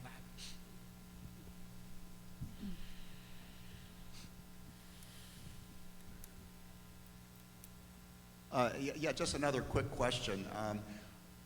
How can I tell which of your products are decarboxylated? When patients go to buy butter, this or that, I'm not real sure, and some of the employees don't know. Had a follow-up question too. The bottles of the what do you call them, tinctures and what? Different dispensaries have different concentrations, and I saw on your slide this divided by that equals 16 point something milligrams per dropper full, which makes it a real problem for me to recommend that people get the tinctures because it's hard to tell what they're getting. Yeah, so most all products at the dispensaries have been decarboxylated. Again, all of the edible products have been decarboxylated. Most of the tinctures have been decarboxylated unless it specifically says THCA or CBDA or cannabinoid acid product. Some of the concentrates won't be fully decarboxylated depending on the process that they use to make them, but there should be labeling on that product giving you a percentage of those cannabinoid acids versus again, neutral or activated cannabinoids. As far as tinctures are concerned, yeah, there's a whole host of different potencies that you'll see in tincture products. I use the 500 milligrams just because that's kind of a middle of the road potency. But you could take any tincture, and again, if you know it's 30 milliliters and you know what the, again, concentration of those cannabinoids are, and then, yeah, divide the cannabinoid by the milliliters, and then break that down, divide it by the 40 drops, and come up with again, a potency per drop or per milliliter, but that's tough for a lot of patients to do that. And yeah, even physicians. I get questions all the time from, and I get the ones with, this product isn't working for me, what's going on? And so I'll start, reading a little deeper. I'm like, well, what product are you using? She's like, yeah, it's this liquid stuff with the drops. I'm like, okay, you got a tincture product. Well, is it a THC product or is it a CBD product? Well, I'm not quite sure. Okay, well, let's get the bottle out. Let's get the bottle out. Read the bottle. What is it? Yeah, 200 milligrams THC. Okay, is it a 1 ounce bottle? Yeah, so, and we'll go through the math and figure it out. But definitely, they're not all standardized products. And that's the disconnect, right? With physicians wanting to manage their patients and their patients' cannabis use, but don't necessarily have access to the dispensaries and all of those products to be able to make a specific recommendation for them. Yeah, please add. And Dr. Noe, thank you so much for bringing the energy back to the room. You even had me feeling better. I was struggling, so I figured I wasn't the only one. So that's a real issue, right? Because as we have patients and we look at the registry, and you're from the OMU, right? So I'm looking at you for this one, and to the dispensary people. As a physician, when I look it up, I can see they got oral, whatever. I don't know. It's a gap. It's a need. It's an opportunity, right? If we can have something from the dispensary that says they got a tincture 1-to-1 or 9-to-1 or 12.5, whatever tincture. If we can have that communication from when they scan that product in the dispensary to go into the OMU, that would be amazing. And I think that's a real opportunity for the dispensaries and the OMUs to communicate. It may seem like a huge issue or a challenge. However, I believe that this is what we need to do at this point, right? Until we find another solution. I would love for somebody smarter, and probably one of these kids can tell us, what a better solution is. But honestly, I think this is something that for the years I've been doing this, it's a challenge, because I'll sometimes it's hard. I'll pick up the phone and call the dispensary, but you just can't. One, you don't have time, and really we should have, not should, but it would be amazing for the patient as physicians to try to help our patients go, okay, yeah, you actually had a 1-to-1, and so here now, if you're getting too altered from that, let's back you down to a 5, maybe a 5-to-1 and try that, or actually, even start it at something even high CBD. So if we could do that, that would be amazing. I have a, can you hear me? How about now? I have a comment for both of you. For Dr. Noe, I agree with you. I'd love to know that information.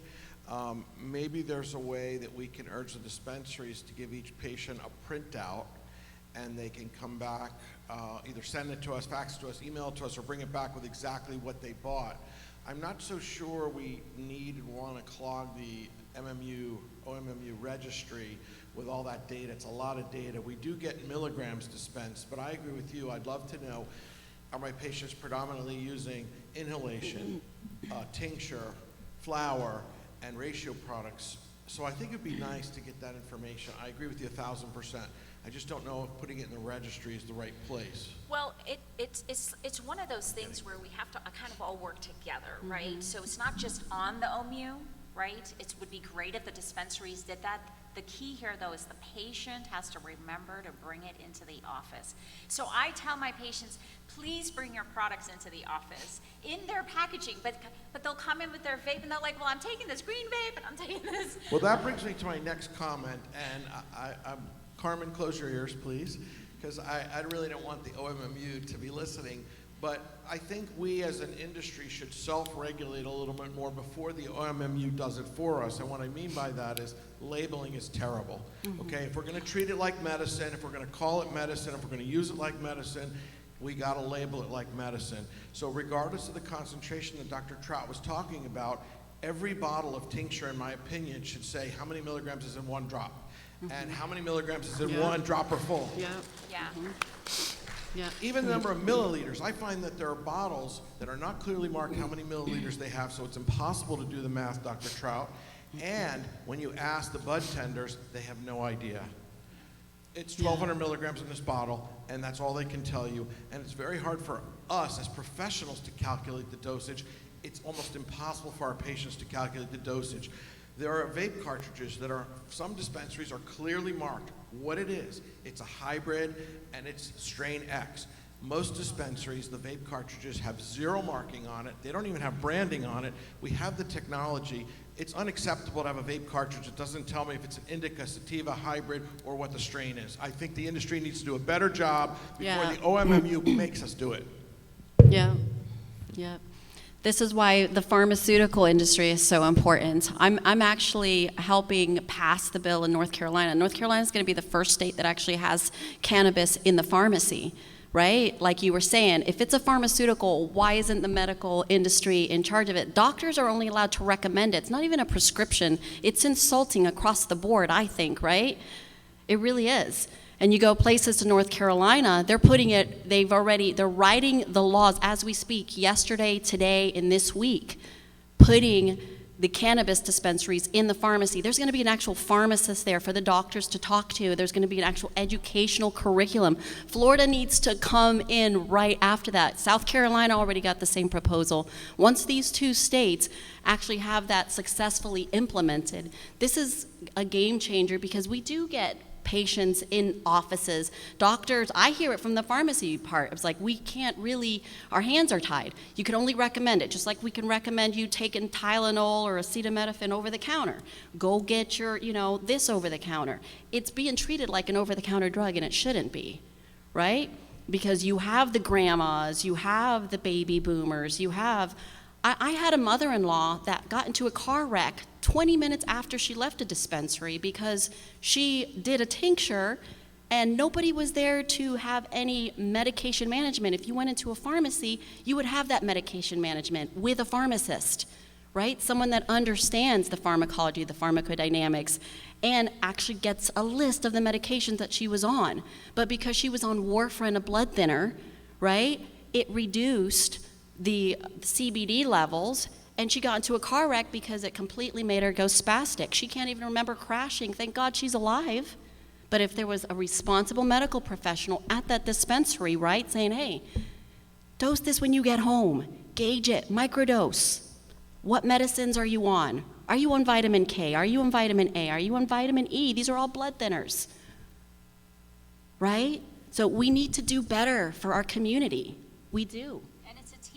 It's a team effort. It's not going to be perfect, and I just want to take a second to say, listen, we've made tremendous progress. I don't want to discount that. We have made so much progress in Florida over the years, so I am grateful to every person, every point along the way.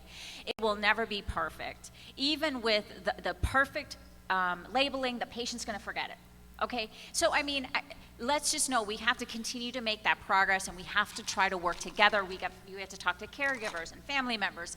We just have to do this as a team. So it's not on one person, and it's not, I just want to say that. It will never be perfect. We just have to do the best that we can on our ends and our responsibility. Just to follow up on that a little, regulation for sure. I started in California in the medical industry. It is an herb, so it's tricky. This cuts to the very basis of medicine, herbal medicine. The whole thing is, the best way for people to get educated on it is to grow the plant, to learn about the plant. It's a great teacher plant, so we need to put some onus on patients, obviously, to educate themselves and to be responsible enough to have and grow the plant themselves and not say, oh no, it's too dangerous for you, you shouldn't know anything about it, I'm going to tell you everything you need to know about it. It has consequences, just like all medicine. So while I agree with regulation, I also think it can get a little crazy with, being in a pharmacy that, I don't know how much that's going to cost then. Is there going to be one brand? Is that it?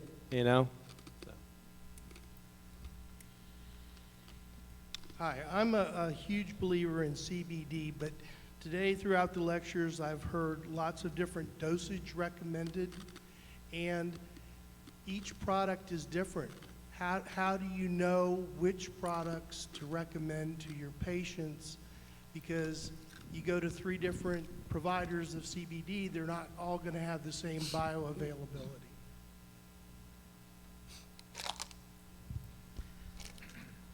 And Lots of different products, lots of different forms of administration. Those different routes of administration are definitely going to have different bioavailability associated with them. We know these lipid-based cannabinoids have variable bioavailability because of what they are. So again, those are all tough things that we have to deal with, and that's something, you know, we botanical medicine practitioners learn to deal with as far as plant materials that just don't have standardized levels of constituents in them. I think the dispensary program, these regulated programs, are actually better than it has been for sourcing these types of botanical medicines in other places. But to specifically answer your question, I would say, especially if it's a new patient, I think the tinctures are probably the best place to start, is finding a product that is standardized. And again, tinctures should be labeled, at least with the total amount of cannabinoids in them. And again, I know there is a little work to do as far as doing the math and understanding that, but if you know you've got a 30 milliliter bottle and you know what the total cannabinoids are, you can get down to an approximation of what that CBD or that cannabinoid is. And again, that's the best you can do. You can do better with some of these tincture bottles that have scoring on the droppers, which are nice, which allows you to get a little closer to that math. And it's even tough to actually put, you know, this is exactly how much per drop, because there is, you know, variability with these products and those deliveries. That drop isn't even the same. Originally in the industry, I was seeing they were putting a drop is equal, or a milliliter is equal to 20 drops, because that's what a standard, you know, water per drop is. And I got out my syringe and I got out the little dropper and I'm, you know, counting each drop that goes into it, and it's like, no, we're more like 40 drops per, you know, per dropper. So these are all things that we have to deal with for sure. Yeah, I mean, I believe in tinctures, but not all tinctures are identical. There are oil-based tinctures that aren't well absorbed through the oral mucosa, and then there's the micro-encapsulated that your company makes and Move makes, which is a completely different bioavailability product than, so it's, you know, it's difficult to just recommend a tincture.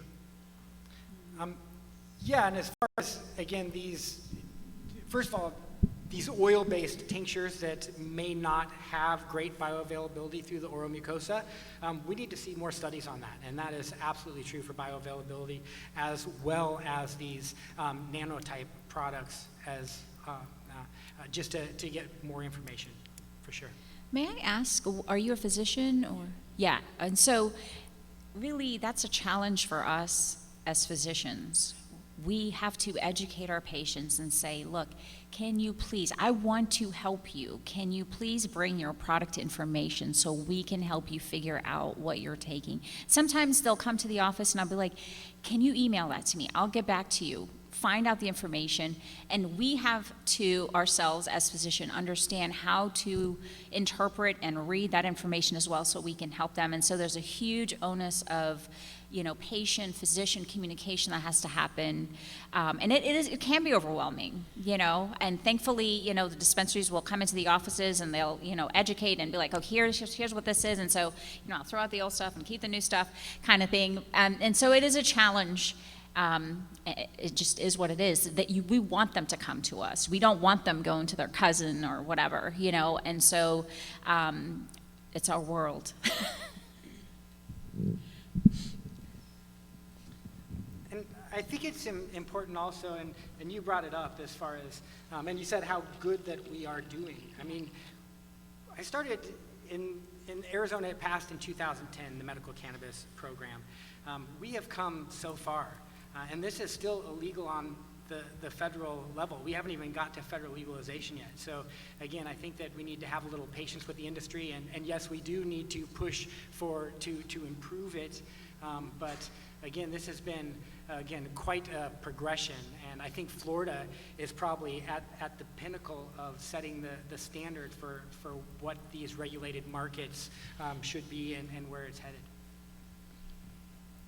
I just wanted to add on the topic of the frustration of dosing patients and where we are. And I know a common theme, in our centers is setting an expectation for patients. What's the easiest way to get them on board with the frustration that you all as physicians have, is the expectation of it's still new and there's not a lot of research, and even with the research, letting them know and teaching them what individualized medicine is. It's an individualized medicine. It's going to work different for you than it is for the person that came in after you and the person that's going to come before you. And that's the number one thing that brings patients that expectation down. And they start to realize, okay, it's okay that it didn't work. And that little bit actually empowers the patients that we see is, hey, it might not work for you, and it's okay. Don't let that discourage you. We're gonna find it out, but I need you to also take accountability and bring back the information that you find. Why didn't this product work for you? How did it work for you? And, you know, tell them to journal. A lot of dispensaries have phenomenal journals that are out there for patients that I know they provide to many physicians. And I'm just saying this as tools, you know, for all of us to use. We're all on the same team together and we're trying to help patients. Those are little things that I know have worked for our clinics and for our patients and have helped see an improvement. And, you know, the relationships we have is setting that expectation of what's really gonna work. And it might be longer for other patients and it might take a quicker time for patients to find it, but just setting that expectation of we're gonna have to find out by trial and error. And I'd like to piggyback on that as well. My name's Ella. I actually work at the dispensary level. I'm a general manager. And oftentimes when interacting with patients, it's so important that we encourage the logging, the journaling, things like that. We can also, you know, help provide them with their patient history from our system. You know, we really want to help them on their wellness journey. That's the big thing, the wellness journey, where it's not that straight shot up. You're going to be doing this for a little bit, but we want to trend upwards. And we always want to communicate with the patient. Always reach out to your doctor with any questions whatsoever. We can guide you here in the dispensary, but ultimately, like we were saying, we're a community. We need to work together to serve our patients, to get them on, you know, a better quality of life. Absolutely. Any other questions or comments from anybody? Great. Thank you. Thank you very much. Thank you to the panel, and thank you to all of you for being here. Gene, thank you. Thank you, and we're in reception time next door in the exhibit hall. Recording stopped.